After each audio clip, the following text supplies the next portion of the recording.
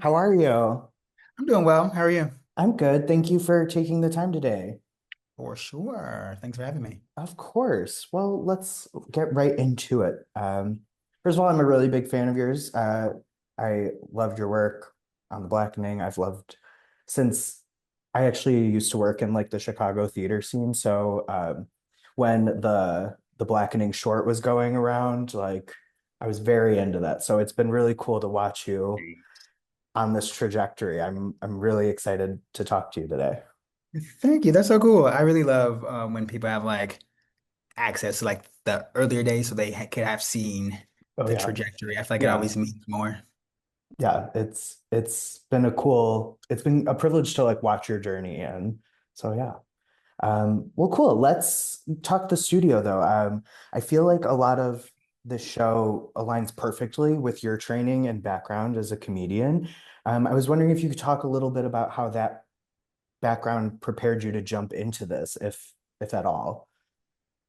Yeah, I feel like my experience behind the screen in writers' rooms, pitching shows, like my experience with executives within the studio system um, really painted a lot of how I approached it because I was then able to play into the opposite. Like I got to play the people that I've had to interact with, Mm. and it was nice to be able to like satirize them. Oh yeah. And a big part of it is I feel like the more that I do and kind of the more that I wear different hats, I'm seeing how often people's choices are tailored for longevity of their careers versus like creative good.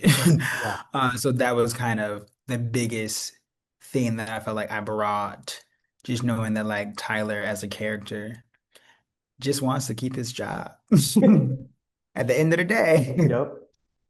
Oh, yeah. Feel that. Mhm. Was there anything filming for you where you felt like you were asked to maybe step out of your comfort zone a bit and like stretch a bit as a performer? Or did you feel kind of like you just like fell perfectly into the groove there?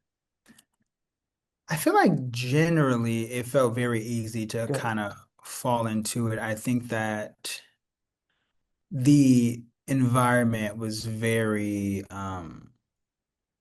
was created for that purpose. I think the way that Good. they shot with their oneers, it created a sense of equality amongst the actors because there wasn't traditional coverage. You kind of had to work with each other in order to just make sure that the scene was good.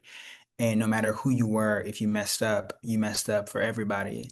And so I think coming in, knowing that I was working with comedic legends, that was like that was the most nerve-wracking. And I felt like getting over that was something that stretched me. But I think I got over it quickly because of the way that we shot. Mhm. Um, and yeah, just and then that generally trying to just adapting to their style of filming was something that I feel stretched me, but it felt more like a revisiting of a relationship I already knew because it felt so close to theater because Mhm. we were doing these long scenes where we would just be all together. Like it was the closest I felt to doing theater in a TV space.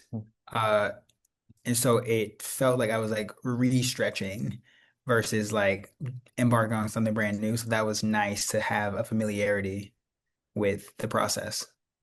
You can definitely feel that, at least for me, like a theater nerd, I definitely felt that watching. It's got that nice ensemble energy. Yes, very kinetic. Yes. Yes. Well, my favorite part of the show, I think, is how it doesn't hold back with its critique, but it always kind of feels like it's coming from a place of love. How have you, as someone who has been in this business for a bit, how do you preserve your love of making the art amid the capitalism of it all? You know? Yes, I think it takes a lot of compartmentalizing and being able to see things from different points of views.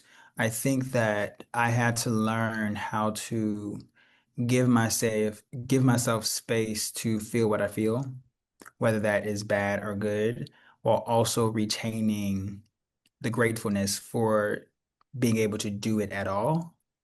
And so balancing that is always a task. And then I think I've purposely have sought out good experiences so that I have kind of a guiding light to what I think this business can be. And I've had like terrible jobs, and then I've had amazing jobs. And I think just having that information and having the data of knowing there are amazing jobs, like there are ways in which this business is exactly the way that I've dreamed, and just making sure that I keep hold to those jobs, to those people.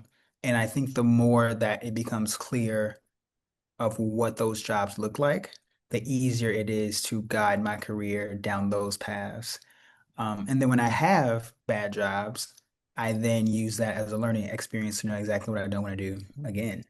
absolutely. Um, and so I just kind of approach it the same way I approach just being human, um, of knowing what I want and then just really being intentional on creating a career that will get me that.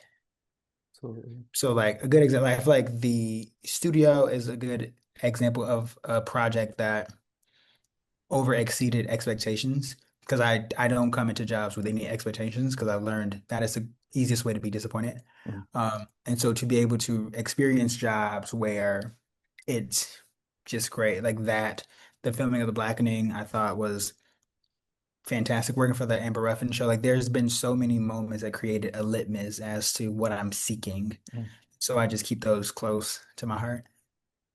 Nice. Well, thank you for sharing that. I know um, like it's personal, so I appreciate you sharing those. Um, So I think for me, this show also really dispels this idea that you can't make edgy comedy anymore. I know we hear people like be like, you can't say anything anymore. You can't make fun of anything anymore. And I think it tackles these trickier topics in a funny but honest way.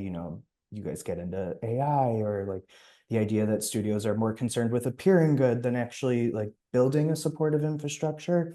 I was just wondering if there was anything specific in season one when you were kind of like looking at the season down the path that you were most excited to tackle.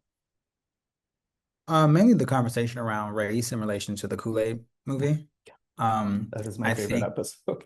that my personal experience of trying to exist fully as a Black queer man in this business and seeing the barriers and kind of stumbling blocks I've had to experience and being able to have an episode that put words to it and show what that experience can look like and how there is a lack of true understanding. Um, and to see a room of people try to wrestle with their relation to race, um, is something that I felt was so funny and felt very true to the experiences that I've experienced. And then even them coming to me trying to have like a Black scapegoat and me being like, absolutely not. Yeah. No, no. Um, not gonna be me. Um, that I just feel like that episode really shined a light on, in a humorous way, just kind of the lack of experience with like knowing how to successfully deal with race within this industry. And I Definitely. also must say I actually don't agree at all that like you can't say anything in Oh, comedy. same. I just think you have to be better at comedy if you think I that. I 100% agree. Just be better at it. Yeah, like, It's quite there. It's right there. it's quite simple. Quite simple, one would think, but And if you don't want to, then just be okay with being not good. yeah. Yeah, Don't complain about I think that's it. right. Oh, and complain they will though. But yeah, I Mhm. think this show like really proved that correct. If you're smart about your comedy and like leveling up like the way you do it, you can tackle anything, I Yeah. think. And I always think like when people say like you can't say anything, I'm like, what do you want to say? Yeah. Huh? What's at the top of your mind there? Yeah. Because I feel like I say a lot. Yeah. Like so many people say so many things. Yeah. No, yeah, we're on the same page with that one. Um, so the show also tackles these major like industry institutions. You know, there's the CinemaCon episode. We go to the Golden Globes. Is there an industry event you would love to maybe incorporate into season two? The NAACP Awards. I feel like there is a swath of Black Hollywood that I think would be very interesting to tackle. That would be Um, great. because it's specific yet very similar. There's a lot of it's the same industry. There's just extra layers of things that I feel like could add comedy Mhm. and commentary and satire. Yeah, that would be great. Get Seth on the phone. Hmm. Yep.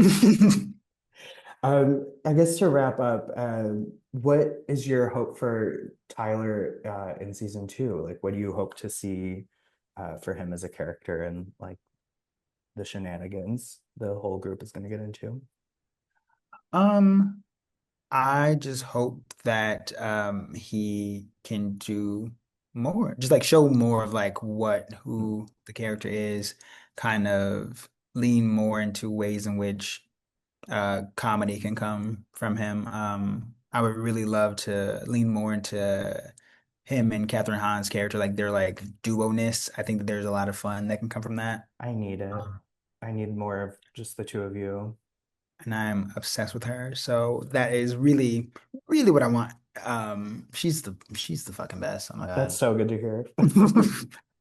Mother. Yes, exactly. Exactly. Yeah, I would love that. I love your character. I think he's great. Like from that line in the first episode, I'm gonna butcher it, but it's where he says it to Matt about He like said, Matt, as our boss, you should know more. you should know more. I I feel immediately like was like, oh, that that's my line guy. really, people really gravitated towards that. I was literally talking to a friend about it yesterday who just watched the show for the first time. Mm, And I was like, that was so cathartic because I wanted to tell yeah. boss that many times. He'd be like, hey, you were my boss. Why are you dumb? Why don't you know more? Yep. You make too much to You're not know like, that's how can you much. tell me what to do if you don't know what to do? And it's always like I how to download a PDF or something trivial like Make it that. make sense. No.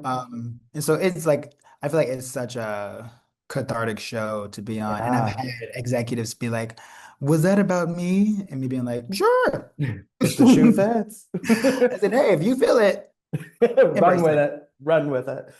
Well, those are all my questions.